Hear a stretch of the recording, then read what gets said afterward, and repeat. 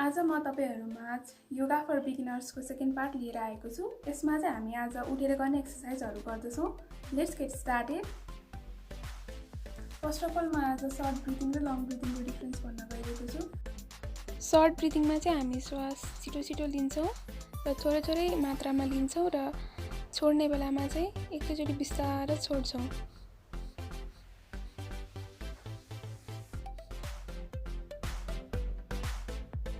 Long ब्रिथिङमा चाहिँ हामी श्वास एकैचोटी लामो श्वास तान्छौं। पेटदेखिको बलले एकछिन होल्ड गर्छौं श्वासलाई र छोड्ने बेलामा बिस्तारै छोड्छौं। सर्ट ब्रिथ र लङ ब्रिथको कम्प्यारिजनमा चाहिँ लङ ब्रिथिङ एकदम इफेक्टिभ हुन्छ बिकज यसले चाहिँ अक्सिजनको सप्लाई राम्रो गर्छ सेल्समा।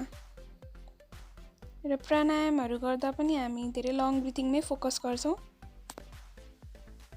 श्वास बाहिर छोड्दा पनि हामी थोरै-थोरै श्वास बाहिर छोड्छौं, जुनमा चाहिँ हामी पेटलाई भित्र लान्छौं र नाकबाट श्वास बाहिर फाल्छौं। यसमा चाहिँ मुख बन्द हुनुपर्छ र नाकबाट मात्र श्वास प्रश्वास गर्नुपर्छ। उठेर गर्ने एक्सरसाइजमा हामी फर्स्टमा पेटको एक्सरसाइज गर्छौं। पहिला यसरी म्याटमाथि उभिने र दुवै हातलाई यसरी थाईमाथि राख्ने र श्वास बाहिर छोड्ने। पेटलाई भित्र लाँदै श्वास बाहिर छोड्ने। जसरी हामी कपालभातीमा गर्छौं, छोटो-छोटो श्वास बाहिर छोड्ने र यसलाई 10 देखि 15 सेकेन्ड गरी राख्ने यही एक्सरसाइजलाई।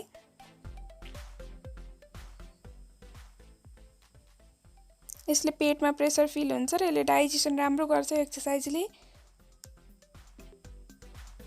र कन्स्टिपेसनको प्रब्लम हुने मान्छेलाई नि फाइदा गर्छ। अब हामी अर्को एक्सरसाइज गर्छौं पेटको।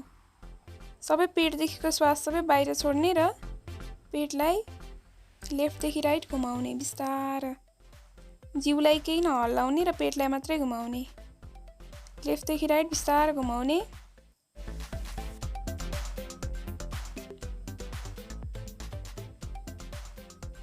अब फेरि श्वास त्यसरी नै छोड्ने, पेटदेखिको श्वास सबै निकाल्ने र राइट देखि लेफ्ट घुमाउने पेटलाई। यही पोजिसनमा 5 देखि 10 सेकेन्ड्स घुमाउने। अब पेटलाई माथिदेखि तल हल्लाउने।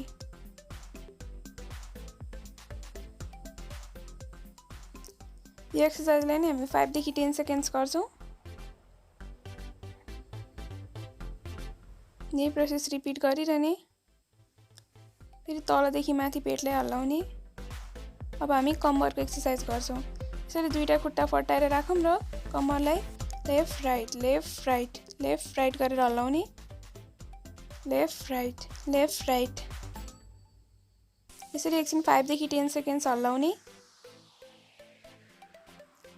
त्यसपछि अब कम्मरलाई रोटेट गराउने। पहिला एउटा साइड रोटेट गराउने।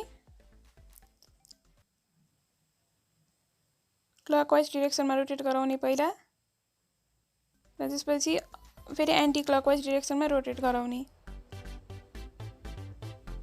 जिउलाई सिधा राखेर कम्मरलाई मात्रै हल्लाउने। खुट्टालाई नि फटाएर स्ट्रेट राख्ने। फेरि साइड टु साइड यसरी कम्मरलाई हल्लाउने।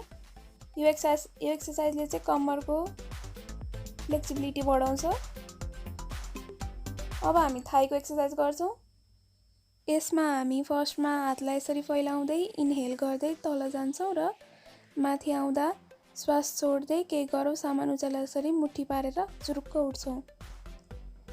यो एक्सरसाइजमा चाहिँ बस्दाखेरि हिपले गोलीगाँठो भन्दा माथिको पोर्सन छुनुपर्छ। यसो गरेमा मात्र यो एक्सरसाइज इफेक्टिभ हुन्छ र थाईको फ्लेक्सिबिलिटी बढ्छ। अब हामी घुँडाको एक्सरसाइज गर्छौं। दुवै हातले घुँडालाई यसरी समात्ने र हल्का बेन्ड गरेर पहिला घुँडालाई राइट साइडमा घुमाउने। 5 देखि 10 सेकेन्ड राइट साइडमा घुमाइरहने। र त्यसपछि अब हामी घुँडालाई लेफ्ट साइडमा घुमाउँछौं। लेफ्ट साइडमा पनि 5 देखि 10 सेकेन्ड घुमाइरहने। यसले चाहिँ घुँडालाई फ्लेक्सिबल बनाउने मद्दत गर्छ।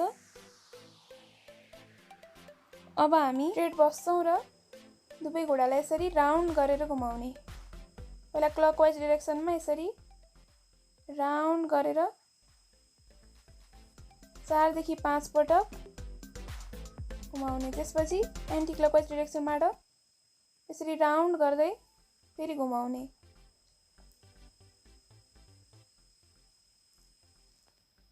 यसलाई नि 5 to 10 सेकेन्ड गर्छौँ हामी एभ्री एक्सर्साइजलाई। अब एकछिन स्ट्रेट बसौँ र घुँडालाई अगाडि पछाडि गर्ने, अगाडि पछाडि, अगाडि पछाडि, अगाडि पछाडि गर्ने। अब यही यसरी चेयरमा बस पोजिसनलाई 4 देखि 5 सेकेन्ड यसरी नै होल्ड गरौँ र हामी स्ट्रेट बसौँ। अब हामी खुट्टाको एक्सर्साइज गर्छौँ। पहिला राइट साइडको खुट्टालाई अगाडि लाने र त्यसलाई दायाँ बायाँ तल माथि गरेर हल्लाउने, तल माथि दायाँ बायाँ गर्दै हल्लाउने र घुमाउने पनि। पहिला एउटा डिरेक्सनबाट, त्यसपछि अपोजिट डिरेक्सनबाट, त्यसपछि 3 चोटि झट्काल्ने। अब लेफ्ट खुट्टालाई त्यसरी नै अगाडि राख्ने र त्यसलाई राइट लेफ्ट गराउने र तल माथि मोसन गराउने। त्यसपछि त्यसलाई घुमाउने एउटा डिरेक्सनबाट, अर्को डिरेक्सनबाट पनि घुमाउने र त्यसपछि त्यसलाई 3 चोटि झट्काल्ने।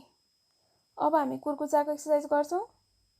श्वास लिँदै खुट्टाको अगाडिको पोर्सनले मात्र म्याटमा टेक्ने र एकछिन यही पोजिसनलाई होल्ड गर्ने, श्वासलाई पनि होल्ड गर्ने र श्वास छोड्दै पुरै खुट्टा टेक्दै म्याटमा टेक्ने। फेरि अगाडिको यसरी होल्ड गर्ने, कुर्कुच्चाले मात्र होल्ड गर्ने, अगाडिको पोर्सनले मात्र होल्ड गर्ने, पछाडिकोले मात्र होल्ड गर्ने। यो गर्नाले चाहिँ, यो एक्सर्साइजले चाहिँ हाइट इन्क्रिज गर्न एकदम हेल्प गर्छ र कुर्कुच्चाको पनि राम्रो मसाज हुन्छ। यसलाई पनि 4 देखि 5 पटक दोहोऱ्याउँदा राम्रो। So try these basic exercises every day at your home so that you can be healthy and fit. And stay tuned and subscribe my YouTube channel for other yoga videos. Thank you.